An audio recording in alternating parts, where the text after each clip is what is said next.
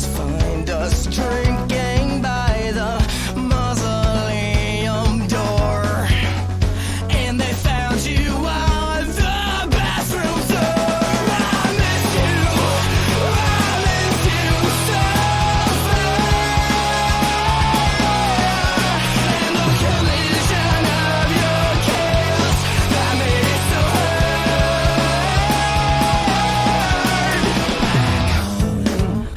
Off the run, singing songs that make you slit your wrists. It isn't that much fun staring down a loaded gun. So I won't stop dying, won't stop lying. If you want, I'll keep on crying. Did you get what you deserve? Is this what you always want me for? I miss you so bad. And the collision of your chaos that made it so hard. Way down, way down, way down, way down, way down, way down, way down. I miss you so bad. And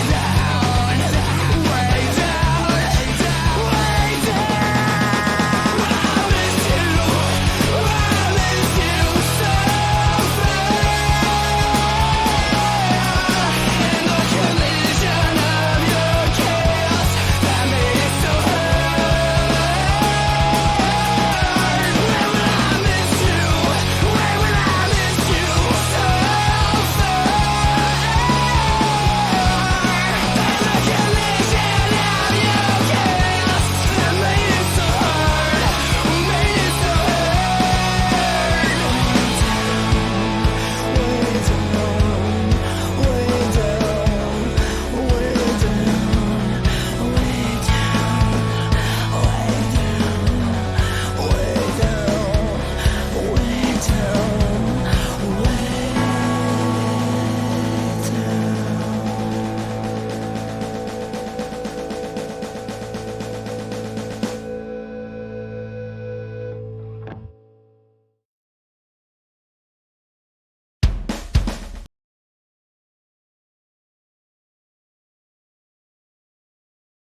game theory's timeline, and I want to talk about it. One, because discussing and debating each other's theories is how this community can work together to solve things. And two, the algorithm really likes it when I talk about bigger content creators, so gotta get them clicks. Anyway, transparency aside, slices, put on your aprons, and let's make ourselves some theory critique. And to be clear, as always, just because I don't agree with or don't like an interpretation that anyone has made, but especially in this video, game theory, or MatPat, it doesn't mean that I dislike or am discrediting them in any way. These kinds of timelines take a lot of work, and I don't want to discount that in my critique of it. Straight away, honestly, most of this part of the timeline I agree with. Well, at least I can understand where it's coming from. FNAF 6 and Ultimate Custom Night are super solid, and I agree that even though the encyclopedia would have us believe otherwise, Michael feels like the right protagonist for FNAF 4, and honestly for most of the games. A lot of the what of this timeline I'm in agreement with. My main issue, however, is the when. Something that MatPat readily admits is foggy. With Mike's quest for revenge. You might have noticed that I was vague about the dates, and there's good reason for that. I don't know him. There's no good way for me to make him fit in. And he's right. We don't have a lot of clear answers on that. Frankly, I think part of that is due to the frequent reworks the story received throughout the franchise. It's pretty clear that FNAF 1 was just supposed to be there, FNAF 2 built upon the original story, and FNAF 3 was meant to close it. But when things didn't quite add up, Scott tried to rework it into a dream theory with FNAF 4, and then the community was very loud on the fact that dream theory kind of sucks and it's unsatisfying. So he tried to rework that into a workable, actual timeline, so on and so forth, and here we are with Security Breach. That being said, Scott had the nearly impossible task of taking these disparate pieces and somehow stringing them together in a cohesive timeline, and trying to make them fit together chronologically. Therefore, our task of figuring out that chronology is made infinitely more difficult. The best any of us can do, frankly, is try to settle on a few facts and assumptions and then see where the placement lends itself to. And that's where my personal beliefs on the timeline really differ from game theory. The assumptions we're using, and in using them, the order of events. One of the pieces of evidence they've used to link Michael and his activity is the repeated firing of tampering with animatronics and odor. This is often used to link a post-sister location Michael to FNAF 1 and 2. After all, a rotting corpse would smell pretty bad. But I think there's a different explanation here that can bring Michael to FNAF 1 and 2 without being dead already. We know from Help Wanted that Fazbear is willing and able to use frivolous excuses to fire employees, especially if they can blame a problem on said employee and say they fixed it by firing them. Now, what are we told about the animatronics in FNAF 1 and the wizards in FNAF 2? They have an acrid, disgusting smell, almost like something is rotting inside of them. If your animatronics are starting to bug out and glitch in ways that are freaking out your guests and smell terribly, what's easier for a company, specifically a company that's shady as hell, actually take the time, money, and resources to look into your robots and figure out what's wrong, or just point to the night security guard and say, actually it's his fault, don't worry, we fired him, it'll get better soon? This solution works, but I admit it comes with a lot of issues. First off, if Michael isn't Urkel, why is he going after the FNAF locations? He'd have no reason to want to be anywhere near the places. Frankly, knowing his history, he'd probably want to avoid them. And if sister location hasn't happened yet,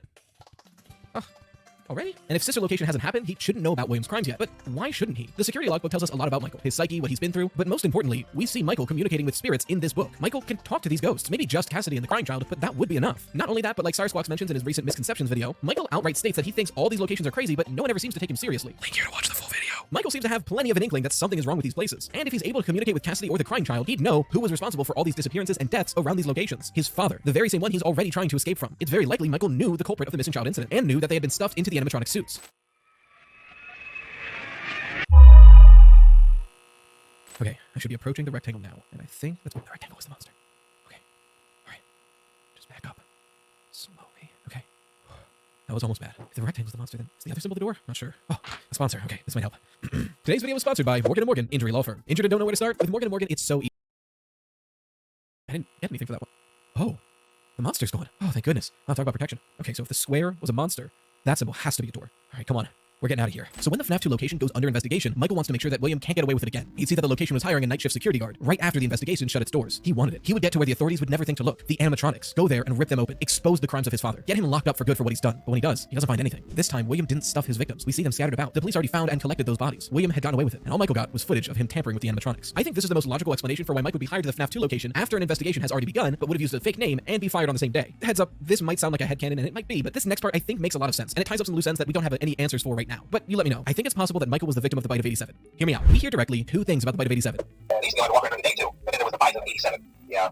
It's amazing that the body can live without the frontal lobe. A few things about this one. Even if you discredit this TV screen of FNAF 4 to say that the FNAF 4 minigames take place in 1983 and you think this bite is 1987, there's two pieces of information that contradict this. The only information we have on the bite of 87. Freddy isn't in a free roam mode. He's on a stage. And the crying child doesn't survive. He very clearly dies. We know that the FNAF 2 animatronics roam freely. And we know the victim of this bite survives. So if Michael, presumably in Fazbear Night Guard uniform, starts trying to take apart these animatronics, it makes perfect sense that they would try to defend themselves. This would give us another reason why Mike was fired. If Michael's injury was an accident on the fault of Fazbear Entertainment, they have to pay him workers' compensation for years at least, let alone the legal damages from that accident. But if his tampering caused the issue, and the subsequent paper trail of firing was there to back it up, then they'd have a case to not pay him anything. They could sue him for damages. Even more, how narratively satisfying is it that both sons were bitten by one of these creations? While Michael was in the hospital away, it was then that William began to take the scrapped toy animatronics from the FNAF 2 location, melt them down, and inject the remnant into the fun times. Now, at this point, FNAF 1's placement is a little odd. I tend to think that Michael goes to the sister location before FNAF 1, mainly because of motivation, but not the motivation of Michael, the motivation of the person who opens the Freddy Fazbear's Pizza we see in FNAF 1. Before sister location, William doesn't really have a reason to open up a Freddy Fazbear's Pizza. He's got remnant in the toys, robots in the fun times, and if he needs more experiments, he can simply rent out one of the fun times, kidnap a kid, and bring them back. He's got it made in that bunker. However, after sister location, William is left with nothing. The fun times are gone, and all the remnant he put in them is gone with them. He would need to restart somewhere. Open up a Freddy Fazbear's Pizza with all the original animatronics, either to maybe kidnap some new kids, or even just try to lure back the fun times since half of their souls are in this pizzeria. Think about the immense upgrade that the Wizards got from FNAF 2 to FNAF 1. Who in the franchise could do that except for William and Henry? And we have no reason to believe Henry would open up the FNAF 1 location. That being said, if FNAF 1 happens after sister location and William isn't spring-locked, why would he send Michael down to sister location instead of himself? Well, self-preservation. After a point, it's pretty obvious that the fun times are hyper-aggressive, especially towards William. I mean, they kill Michael thinking he was William at the time. They thought I was you.